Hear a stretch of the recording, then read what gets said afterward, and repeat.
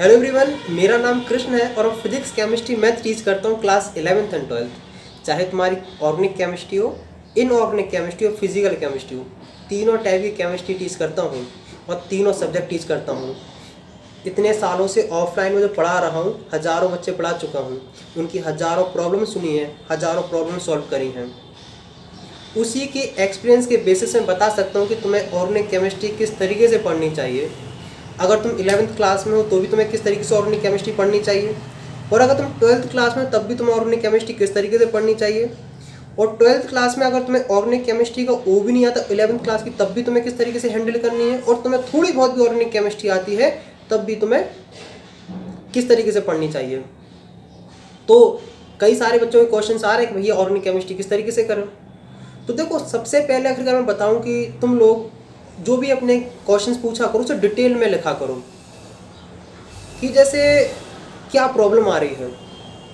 जैसे एक बच्चे ने लिखा कि मैंने बोला कि बताओ कौन कौन से टॉपिक में दिक्कत आ रही है, कमेंट्स लो को एक ने लिख दिया जेई 2023। अब बताओ मैं इसमें क्या वीडियो बना दूँ, मैं क्या हेल्प कर दूँ। अब ये तो बतानी चाहिए कौन सी प्रॉब्लम है। तो मेरा कहना है कि जितनी तुम प्रॉब्लम डिटेल में लिखोगे ना, मैं उसको उतने अच्छे से समझ पाऊंगा, उतने अच्छे से हेल्प कर पाऊंगा। तुम जितने शॉर्ट में प्रॉब्लम लिखोगे मुझे उतनी कम समझ में आएगी और मैं उतनी कम तुम्हारी हेल्प कर पाऊंगा। तो मैं कहता हूँ कि जब भी तुम प्रॉब्लम लिखो तो बहुत डिटेल में लिखो कि आखिरकार तुम कौन सी क्लास में हो, तुमने क्या पढ़ा है, क्या नहीं पढ़ा है, क्या दिक्कत आ रही है, क्या दिक्कत नहीं आ रही है। कमेंट सबके रीड करते हैं, जब कमेंट्स रीड करते हैं तो किसी गालियाँ भी मिलती हैं, पता है। और बच्चे हैं, मैं मानता हूँ कि थोड़े नादान होते हैं और जो उनसे बड़े होने थोड़ा समझदार होना चाहिए। तो देखो यार, कई लोग कहते हैं कि मैंने पूछा कि यार क्यों करते बच्चे असल में ये लोग क्यों करते हैं, तो लोगों ने कहा हेटर हैं तुम्हारे। तो मैं वो तो बता दूं कि यार हेटर मीटर नहीं होते बच्चे। अगर वो स्टूडेंट है तो हेटर नहीं है, वो स्टूडेंट है, उन्हें जो बात अच्छी नहीं लगी उन्होंने लिख दी गाली। जो बात अच्छी नहीं लगी उन्होंने लिख दी गाली, और क्या जो उनके मन में आए लिखते गए। इसमें हेटर वाली क्या बात है। बस ये बात है कि पॉइंट थोड़े जो जिसको समझ में नहीं आता तो उन्हें लगता कि यार ये क्या समझा रहे हैं, मैंने तो और कुछ सोच के आया था, पेल देते हैं गाली। इसमें कोई इसमें अगर जो यूट्यूबर है, जो टीचर हो, उसको मान ले कि यार ये तो मेरे हेटर हैं, तो दूसरी कोचिंग वालों ने भेजे, इन कोचिंग ने भेजे, वो कोचिंग ने भेजे, तो ऐसे थोड़ी चलता है। मैं मानता हूँ कि स्पैम होते हैं, लेकिन यार स्टूडेंट हेटर नहीं होते हैं, वो बस अपनी मतलब प्रॉब्लम शेयर करते हैं। और मैं बताऊं कि जैसे जो लोग गालियां देते हैं ना, गाली देते हैं या रोते हैं जो बच्चे, तभी करते हैं जब उनके पास कोई दूसरा ऑप्शन नहीं बचा हो। जैसे अगर मान लो तुम्हें किसी बड़े ने बहुत भयंकर मारा तो पटाख, तो मतलब कुछ नहीं कर पाओगे, पहले रोने लगोगे। जैसे दूर जाओगे ना फिर गालियां दोगे, कहना बड़ा आया, देते हो कि नहीं देते हो। ऐसे ही है कि यूट्यूब पे है, कुछ नहीं कर सकते, गालियाँ दे देते हैं। तो मैं कोशिश करता हूँ कि उन प्रॉब्लम को मैं जितना मैं हद तक सही कर सकूँ करूँ। इसको थोड़ी मैं बोल दूँगा कि नहीं यार मेरे हेटर, मैं फ्री कोर्स अपलोड कर रहा हूँ तो जो पेड कोर्स वाले वो मेरे हेटर हो गए हैं, वो बच्चे अपने भेज रहे हैं, स्पैम करा रहे हैं। नहीं हो रहा है यार, बस स्टूडेंट है, मज़ेदार है, सीखते ही हैं ज़िंदगी की, मतलब ज़िंदगी में कुछ ना कुछ है। तो अब बात करते हैं कि आखिरकार फालतू बातें बहुत हो गई हैं, अगर ऐसे ही करते रहे तो पूरा वीडियो निकल जाएगी, फिर बच्चे गालियाँ लिखेंगे क्योंकि फालतू बकवास कर दी तूने, बुरा तो और कुछ करा दिया और कुछ। तो चलो बात करते हैं ऑर्गेनिक केमिस्ट्री। तो ऑर्गेनिक केमिस्ट्री बड़ी यूज़ की है, रियल लाइफ में बहुत जगह यूज़ होती है, हर जगह यूज़ होती है ऑर्गेनिक केमिस्ट्री। जो तुम्हारे परफ्यूम होते हैं ना, वो सब ऑर्गेनिक केमिस्ट्री का जो कपड़ा है, जो ऑर्गेनिक केमिस्ट्री से ही है। मतलब तुम्हारी मॉर्निंग जो स्टार्ट होती है ना, वो ऑर्गेनिक केमिस्ट्री स्टार्ट होती है, एंड भी ऑर्गेनिक केमिस्ट्री से होता है। अरे यहाँ तक हम तुम भी ऑर्गेनिक केमिस्ट्री के हैं यार, जो कपड़े पहने हैं वो भी ऑर्गेनिक केमिस्ट्री के हैं। तो ऑर्गेनिक केमिस्ट्री से इतनी नफरत क्यों करते हो। बस कहेंगे भैया मोहब्बत तो है लेकिन रिएक्शन समझ में नहीं आती हैं। तो मैं कहूँगा बेटा, रिएक्शन समझने के लिए उसकी बेसिक चीज़ भी समझ में आनी चाहिए ना। कहूँगा भैया एक कौन सी बात कर रहे हो, अजीब बात कर रहे हो, कैसे की बात करते रहते हो। मैं कहूँगा बेटा, जब बचपन में छोटे थे तो 2 की टेबल याद करने में कितने महीने लगे थे, कितने हफ्ते निकले थे, कितना टीचर परेशान हुआ था। लेकिन जिस दिन लॉजिक सीख गए थे कि 2 की टेबल तो बहुत आसान है, ऐड करना है, थोड़ी और बड़ी हुई तो पता चला है तो मल्टीप्लिकेशन करना है। नहीं तो बचपन में याद करते थे 2 1 जा 2, 2 2 जा 4, 2 3 जा 6, याद करते रहते थे। मैं तो भाई बहुत परेशान हुआ हूँ, मैंने तो बहुत मार खाई इस 2 की टेबल के लिए। लेकिन फिर बाद में मैथ फेवरेट हो गई क्योंकि भाई मेहनत करी, देखा कि क्या क्या बेसिक है। तो इसी तरीके से ऑर्गेनिक केमिस्ट्री है, तुम बेसिक चीज़ पढ़ोगे नहीं, डायरेक्ट तुम रिएक्शन में पहुंच जाओगे, कहाँ से हो जाएगा। तुम 2 की टेबल सीखे नहीं, मल्टीप्लिकेशन एडिशन सब्ट्रैक्शन सीखे नहीं, बेसिक कुछ चीज़ सीखे नहीं, और तुम सिंपल सा differentiation integration trigonometry question solve करने बैठ जाओगे, APJP सॉल्व करोगे, KP से पढ़ोगे, फिर क्या हो जाएगा तुम्हारा, नहीं होगा ना। तो बेसिक चीज़ आनी चाहिए। तो ये वीडियो दोनों के लिए बहुत ज़्यादा हेल्पफुल है, चाहे तुम 11th क्लास में हो चाहे तुम 12th क्लास में हो। तो सबसे पहले अगर हम बात करते हैं 11th क्लास वालों के लिए, तो 11th क्लास वालों से मैं यही कहूँगा कि तुम जितना, हाँ एक बात तो बता दूँ कि एक मैं जनरल सी बात बताऊँगा जो दोनों के लिए बहुत हेल्पफुल होने वाली है, 11th के लिए भी और 12th के लिए भी। लेकिन सबसे पहले सुन लो कि आखिर 11th वालों को कौन कौन सी चीज़ें ध्यान रखनी है। देखो, क्योंकि क्लास अलग है, प्रॉब्लम अलग होती है, सॉल्यूशन अलग होता है। 12th क्लास होगी उसको उस तरीके से बताएंगे, उसकी प्रॉब्लम बताएंगे कम। देखो 11th क्लास वालों का पर्याप्त टाइम है, 12th क्लास वालों को पर्याप्त टाइम नहीं है। तो बस देखो 11th क्लास वाले बच्चों से यही कहूँगा कि ऑर्गेनिक केमिस्ट्री में जितने भी टॉपिक आ रहे हैं उन सबको पढ़ो, उन सब टॉपिक को कमांड करो। मतलब ऑर्गेनिक मतलब 11th क्लास वालों के लिए मैं एक ही सिंपल सी बात कहूँगा कि स्किप मत करना। अगर स्किप करोगे ना तो तुम्हें, जैसे आप तुम्हारे भैया दीदी परेशान हो रहे हैं ना, वैसे तुम भी परेशान होगे। जो बच्चे 12th क्लास में हो कमेंट्स में लिख के बताएं कि आखिर उन्हें ऑर्गेनिक केमिस्ट्री में कितनी दिक्कत आ रही है। क्योंकि मेरा ये मानना है कि अगर आखिरकार हम दोनों का कन्वर्जन होगा उतना ज़्यादा सही रहेगा। मैं कुछ बता रहा हूँ तो अपने कमेंट्स लो, कमेंट्स को नेक्स्ट वीडियो में कुछ ना कुछ कवर करूँगा। इस तरीके से कवर करेंगे, मज़ा आएगा। मुझे दूसरों जैसी दौड़ में चलना भी नहीं हो, मेरा किसी से कोई कंपटीशन भी नहीं है। तो बहुत अपना है कि भाई बच्चों की मदद होनी चाहिए, बच्चों तक सही गाइडेंस पहुँचनी चाहिए। अब बात करते 11th क्लास वालों के लिए, तो मैंने क्या कहा कि हर एक पॉइंट पढ़ो। अगर तुम्हें इस बात में परेशानी आती है कि 11th या 12th क्लास में कौन सी बुक्स खरीदनी चाहिए, तो मैंने पता बहुत ढेर सारी बुक्स पढ़ी हैं। मतलब जब मैंने यहाँ ढेर लगाया था ना, तो ऊपर से लेकर नीचे तक किताबों का ढेर लग गया था, और वो मेरी बहुत ही कम बुक थी। मतलब मेरे से ज़्यादा हाइट हो गई थी बुकें, और मुझे बहुत देख के दुख हुआ यार इतनी बुक कम कैसे हो गई हैं। तो अगर वो देखना कौन सी बुक पढ़नी चाहिए तो लिंक डिस्क्रिप्शन में मिल जाएगी, सारी बुकों के ऊपर डिटेल में बात कर रखी है। अब बात करते हैं, अगर कुछ कर ना पाओ तो NCERT ज़रूर खरीद लेना, चाहे तुम्हारे स्कूल में चलती हो नहीं चलती हो। देखो ये NCERT खरीदने के लिए तुम्हें किडनी नहीं बेचनी पड़ेगी, सस्ती सिंपल सी आती है, गवर्नमेंट वाली चीज़ है। NCERT खरीद लेना, जो उसके अंदर टॉपिक हैं उनको तो ज़रूरी पढ़ना। तो बात हो गई, समझ में कि नहीं आई है। और एक चीज़ याद रखना, जो भी चीज़ पढ़ रहे हो ना उसके नोट्स बनाते जाना, नोट्स हर एक पॉइंट के बनाते जाना कि आखिर कहाँ क्या पढ़ रहे हो, क्या पढ़ रहे हो, क्या नहीं पढ़ रहे हो।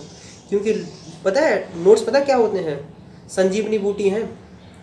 जब तुम आगे चल के 12th में जब भी कहीं कंपटीशन की तैयारी करो, कुछ भी करोगे ना, जब तुम घायल हो जाओगे ना, जब तुम पर आखिरी सांस अटकी होगी ना, तो वो नोट्स पता है अमृत की तरह वर्क करेंगे, और तुम उनको देखोगे करो एनर्जेटिक, आ गया सारा काम। तो नोट्स बहुत बना के रखना, क्योंकि नहीं बनाओगे ना तो वही दोबारा मेहनत करनी पड़ेगी, वही दोबारा टॉपिक पढ़ने पड़ेंगे। मैं कहता हूँ कि नोट्स के लिए, दूसरों के नोट्स के लिए ना भागें, अपने नोट्स बनाए तो बहुत मजा आएगा। अगर नोट्स बनाने में दिक्कत आती हो तो वैसे मैं उस पर वीडियो बना चुका हूँ, लिंक डिस्क्रिप्शन में मिल जाएगी। अगर फिर भी डिटेल में वीडियो बनानी हो, उस वीडियो को देख के अगर उसमें वीडियो में डाउट्स क्लियर ना हो तो फिर कमेंट्स लिखना, फिर वीडियो बेहतरीन बनाएंगे बस। लेकिन कमेंट्स डिटेल में होना चाहिए, मुझे प्रॉब्लम समझ में आनी चाहिए, तुम्हारी प्रॉब्लम क्या है। तो इतनी सी बात रही है। और देखो नोट्स बनाने के साइंटिफिक तरीके होते हैं, मतलब कम समय में, कम पेज में, कम एनर्जी में, कम इन सब में किस तरीके से अच्छे नोट्स बनाने, उन पे भी बहुत ध्यान रखना है। बाल बहुत भयंकर ख़राब होगा यार। तो देखो उस पर भी मैंने डिटेल, माइंड मैप के ऊपर भी मैंने डिटेल मतलब वीडियो बनाई है, किस तरीके से माइंड मैप बनाया जाता है। मतलब तुम ऑर्गेनिक केमिस्ट्री पढ़ने तो बैठ जाओगे, लेकिन बच्चा हमेशा सोचता है आसान चीज़ों के लिए घर यार कुछ ना कुछ डिस्काउंट मिल जाए, क्योंकि हम सबकी आदत होती है डिस्काउंट लेने की, तो डिस्काउंट यहाँ भी लेना चाहिए। अब हम बात करते हैं कि आखिरकार वो कौन सी कॉमन चीज़ें हैं जो दोनों लोग को याद रखनी है। मतलब जो ऑर्गेनिक केमिस्ट्री पढ़ रहे हैं ना, कोई भी क्लास में, 11th में, 12th में, आगे की किसी भी क्लास में हो, तो आखिरकार कौन सी चीज़ है जो तुम्हें बहुत कॉमन होने वाली, जो बहुत इंपॉर्टेंट है। तो सबसे इंपॉर्टेंट है नॉमेनक्लेचर। तो देखो नॉमेनक्लेचर बहुत अच्छे से याद, मतलब बहुत अच्छे से आना चाहिए, हर ट्रिक हर लॉजिक उसका समझ में आना चाहिए, किस तरीके से नाम लिखे जा रहे हैं। तो 12th क्लास में पता है रटते रहोगे तुम्हें परेशान हो जाएगी, तुम सब कुछ कर लोगे, नॉमेनक्लेचर याद नहीं होगा, परेशान रहोगे किस तरीके से क्या हो रही है, मेहनत डबल करनी पड़ेगी। मैं दोबारा कहता हूँ कि रटना बहुत कठिन होता है देन समझने के। एक बार समझ लोगे ना, रटना आसान हो जाता है। अगर मान लो 100 रिएक्शन है, 100 नोमेनक्लेचर है, हमने हज़ार है, करोड़ों नोमेनक्लेचर पॉसिबल हैं यार, बहुत करोड़ मतलब कई कंपाउंड पॉसिबल हैं। उन कंपाउंड को याद करते रहो, रटते रहो, या फिर सीधा सिंपल सा कुछ रूल्स नोमेनक्लेचर के वो याद कर लो, काम हो जाएगा। तो वो कहूँगा नोमेनक्लेचर पढ़ लेना। अब तुम कहोगे भैया नेमिंग का क्या इंपॉर्टेंस है? तो देखो यार, जैसे मान लो मेरे तो यूट्यूब पे मेरे बच्चे वीडियो देखते हैं, तो वैसे बहुत सारे बच्चे देखते हैं, 4,500 से ज़्यादा सब्सक्राइबर हैं, आप सबका प्यार है। देखो तो जैसे स्वास्तिक है, उसका एक नाम है, एक स्टूडेंट के नाम बोल रहे हैं, जैसे सुमित चौहान है, कार्तिक है, कुणाल है, मतलब बहुत जितने मुझे अभी याद आता है उनके बारे में बात करते जा रहे हैं। तो वो कमेंट्स करते, उस उनका नाम इसलिए मुझे पता है कि कमेंट्स करते रहते, पूछते रहते, बताते रहते प्रॉब्लम। अगर मान लो जैसे तुम लोग का जो भी नाम हो, चटूरे भटूरे नाम रखने, कोई लॉजिक ना हो, तो मतलब नामिंग का भी एक इम्पोर्टेंस है कि नहीं है। इस तरीके से जो केमिकल कंपाउंड उनका भी ये नाम लिखो, उनको भी इज्जत दो ना यार, इज्जत दुनिया में हर कोई मांगता है। तो उनको नोमेनक्लेचर इसलिए उनका नाम दिया गया, क्योंकि पता है एक बार पता है ऐसे हुआ, CS3 पता बोला यार ऐसे नहीं चलेगा, क्यों मतलब दुनिया में एग्जिस्ट करते नाम ही नहीं दे रहे हो, ऐसे थोड़ी चलेगा, इज्जत चाहिए, इज्जत इज्जत। तो उनका नाम, उनके लिए एक अलग सी कमेटी बैठा ली गई, सारी ऑर्गेनिक केमिस्ट्री के जो केमिकल्स कंपाउंड थे ना एक बार हड़ताल कर दी। अरे ऐसे नहीं चलेगा यार, हम तुम्हारे खाने में यूज़ हो रहे हैं, तुम्हारे तेल में यूज़ हो रहा है, कपड़े में यूज़ हो रहा है, हर जगह यूज़ हो रहा है, कम से कम नाम तो दो। तो उनका फिर नामकरण करा गया। तो इस तरीके से नोमेनक्लेचर इंपॉर्टेंट है। अब देखो जैसे मान लो कोई भी दो कंपाउंड है, मतलब एक लड़का एक लड़की है, मतलब मैं ऐसे समझता हूँ कि जो केमिकल कंपाउंड से दो लोग हैं, इनने कोई ना कोई रिएक्शन करी है तो कोई ना कोई प्रोडक्ट बनेगा, दो लोगों की शादी हुई तो बच्चा तो होगा ना। इसी तरीके से जो केमिकल रिएक्शंस हैं वो बहुत इंपॉर्टेंट है। अब केमिकल रिएक्शन की मैकेनिज्म सबसे इंपॉर्टेंट है कि आखिर कौन सी रिएक्शन किस तरीके से हो रही है। तो मैं क्या कहूँगा कि जो भी तुम रिएक्शन पढ़ रहे हो उसकी मैकेनिज्म को बहुत ध्यान से देखो। मैंने वैसे हर एक मैकेनिज्म बहुत अच्छे समझाया है, लेकिन फिर भी अगर किसी वीडियो में कोई मैकेनिज्म में प्रॉब्लम आ रही हो, अगर पहली बार समझ में नहीं आ रही कोई बात नहीं, दोबारा देखो, दोबारा नहीं आ रही तीसरी बार देखो, तीसरी बार नहीं आ रही फिर कमेंट्स लिखो, और कमेंट्स लिखो डिटेल में कि भैया यहाँ इस टॉपिक में यहाँ दिक्कत आ रही है, आप बताइए क्या करें हम। तो फिर मैं वहाँ बताऊँगा तुम्हें। तो मैकेनिज्म होगी, लेकिन कम से कम 3 बार तो देखना है। देखो यार, वैसे एक बार देखोगे, आधी दूरी देखोगे, ये नहीं अब नहीं समझ आ रहा, तो ऐसे नहीं कर पाऊंगा ना मैं कोई हेल्प। तो उसको इस तरीके से याद रखना है। अब देखो मतलब नोमेनक्लेचर हो गया, मैकेनिज्म हो गया, अब है नोमेनक्लेचर। अब शर्मा जी के लड़का का नाम मिंटू है, तो ये मिंटू है, बदल नहीं पाओगे तुम, चाहे वो हिंदुस्तान में रहे, नेपाल में रहे, पाकिस्तान में रहे, अफगानिस्तान में रहे, श्रीलंका में रहे, अमेरिका में रहे, इंग्लैंड में रहे, जहाँ नाम है वहाँ रहे। चाहे तुम हिंदी में बोलो, इंग्लिश में बोलो, जापानी में बोलो, रशियन में बोलो, किसी भी लैंग्वेज में बोलो, नाम तो वही है ना। इसलिए इस तरीके से होती नोमेनक्लेचर, जो नेम रिएक्शन। तो नेम रिएक्शन तो भाई जिस तरीके से हो रही उस तरीके से याद रखनी पड़ेंगी तुम्हें। जो नेम रिएक्शन है तो नेम रिएक्शन तुम्हें याद रखनी ही पड़ेंगी। तो मैं क्या कहूँगा, नेम रिएक्शन है। अब जैसे मान लो कभी शादी मादी होती ना तुम्हारे घर, तो सबसे पहले लिस्ट बनाते हैं कि आखिर किसको निमंत्रण भेजना है और किस तरीके का निमंत्रण भेजना है, किसको सपरिवार बुलाना है, किसको अकेले बुलाना है। इसी तरीके से जितनी भी नेम रिएक्शन है उनके लिए अलग से कॉपी बनाओ और सारी नेम रिएक्शन लिख लो कि आखिरकार हाँ चिंटू की नेम रिएक्शन ये रही, पिंटू की ये रही, सीता की ये रही, गीता की ये रही, जितनी नेम रिएक्शन है सब लाइन से लिखते जाओ। उनको लिख लोगे तो मतलब जितनी नेम रिएक्शन वाली चीज़ें हैं एक जगह आसान हो जाएंगी। अब अगले पॉइंट के ऊपर बात करते हैं। मतलब हमने नोमेनक्लेचर देख लिया, मैकेनिज्म देख लिया, नेम रिएक्शन देख ली है। अब देखो रूल्स होते हैं। रूल्स मतलब इसी तरीके से है कि यार हर एक चीज़ का कोई ना कोई रूल्स है।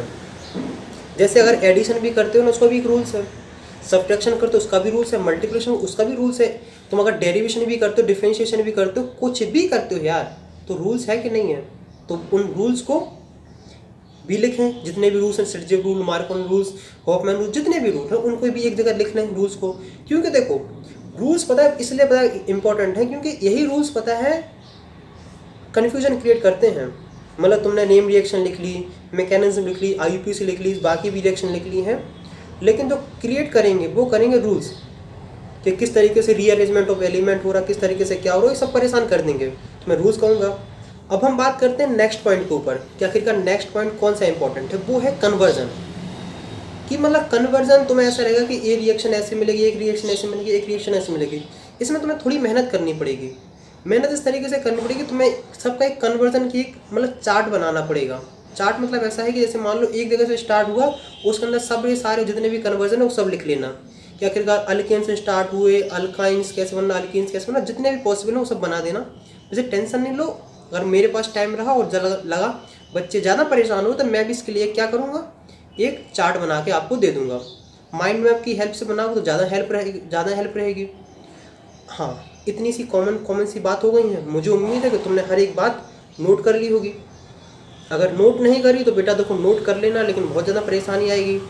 अब हम बात करते हैं 12th के लिए, जो बच्चे सबसे ज़्यादा परेशान हैं, क्योंकि सबसे ज़्यादा डर इन्हीं को लगा है कि आखिरकार हमें किस तरीके से करनी चाहिए 12th क्लास में ऑर्गेनिक केमिस्ट्री।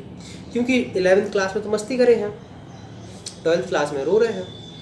अगर एक जगह मस्ती करोगे ना तो दूसरी जगह रोना पड़ेगा। अगर आज के टाइम में ना, जो आपके पास प्रेजेंट टाइम है, इसमें अगर मस्ती करोगे ना तो आगे चल के तुम्हें मेहनत करनी पड़ेगी। अगर आज तुम छोटे छोटे सुख में इन्वॉल्व हो जाओगे ना तो आगे चल के तुम्हें बहुत बड़ा दुख मिलने वाला है। तो इस बात से बहुत अलर्ट रहें। लेकिन अब देखो, जो पाप कर लिए हैं, जो गलती कर ली है, उसको सुधारनी तो है। नहीं सुधारोगे तो रिजल्ट बिगाड़ देगा, रिजल्ट बिगड़ जाएगा। अगर रिजल्ट भी सही बना लिया तो ज़िंदगी में आगे दिक्कत आ जाएगी। अब देखो, 12th क्लास में 11th क्लास के सारे टॉपिक तुम पढ़ नहीं सकते हो, लेकिन 11th क्लास के बेसिक चीज़ें तो बहुत इंपॉर्टेंट है। क्योंकि अगर तुम्हें वो चीज़ें नहीं आती तुम 12th क्लास में नहीं कर पाओगे। तो अब दिक्कत आती कि भैया ऐसे कुछ सेलेक्टेड पॉइंट बता दीजिए हमें कि हम उनको पढ़ लें 11th क्लास के, तो हमें हर एक चीज़, हमारी 12th क्लास आसान हो जाए। तो देखो, मैं अब तुम्हें बताता हूँ कि कौन कौन से इम्पोर्टेंट 11th क्लास के टॉपिक हैं, और उनको देखना कंपलसरी है। नहीं देखोगे तुम परेशान होते रहोगे। क्योंकि एक साइड पता तुम्हारे पास क्या होंगी, हजारों रिएक्शन होंगी, और एक साइड कुछ सिंपल सी चीज़ें रहेंगी। मतलब यहाँ 10 चीज़ें हैं या हजारों चीज़ें हैं। पता तुम हजारों चीज़ें रटना चाहते हो कि 10 चीज़ समझना चाहते हो। तुम कहोगे भैया 10 चीज़ें समझना चाहेंगे, लेकिन उसके लिए मेहनत तो करनी पड़ेगी ना। देखो, उनको इस तरीके से मेहनत करनी है कि मैंने एक प्लेलिस्ट बना के रखी है, जो तुम्हें YouTube चैनल पे मेरे भी मिल जाएगी। मैं ये नहीं बोल रहा हूँ कि तुम वही वीडियो देखना, लेकिन जो मैंने टॉपिक कवर करे हैं वो टॉपिक तुम कहीं से ना कहीं से कवर कर लेना यार। चाहे तुम किसी बुक से करो, कहीं NCERT से करो, किसी टीचर से करो, YouTube से करो, पेड कोर्स से करो, कहीं से भी करो, लेकिन कर लेना। मेरे पास बहुत सारे बच्चों के ऐसे मैसेज आते हैं कि भैया हमने ये वाला कोर्स ज्वाइन करके रखा था, हमने उसका कोर्स ज्वाइन करके रखा था, पेड कोर्स, लेकिन अब दिक्कत आ रही है। स्टूडेंट है यार, वो किसी टीम में नहीं, किसी पार्टी में नहीं है, ना वो किसी का हेटर है, ना किसी का कुछ है। बस सब अपनी अपनी फीलिंग शेयर करते हैं, और उसी में पता कमी किसकी होती है? कमी होती है कि जो हम लोग हैं। जैसे मान लो मुझे किसी ने गलत कमेंट्स किया और मैं उससे कहना स्टार्ट कर दूं कि मेरा हेटर है। अरे हेटर नहीं होता है, स्टूडेंट होता है, और टीचर को टीचर ही रहना चाहिए। टीचर को पार्टी नहीं बनानी चाहिए कि आखिरकार वो उसके स्टूडेंट हैं, ये इसको स्टूडेंट हैं, वो हेटर हैं, वो हेटर हैं। स्टूडेंट कभी हेटर नहीं होता है। बस वही बात है कि मैं बार बार कह रहा हूँ कि स्टूडेंट को जो बात अच्छी नहीं लगती है, छोटे से होते हैं, नादान होते हैं, वो कुछ नहीं कर पाते, रो सकते नहीं, गालियाँ दे देते हैं, सिंपल सी बात है। वही तरीके से है। तो मैं बता दूं कि जो मैंने प्लेलिस्ट बना के रखी है उसकी लिंक डिस्क्रिप्शन में मिल जाएगी। अब देखो, डिस्क्रिप्शन में अभी चेक मत करने जाना, डिस्क्रिप्शन में मिल जाएगी या फिर वीडियो के एंड में मिल जाएगी।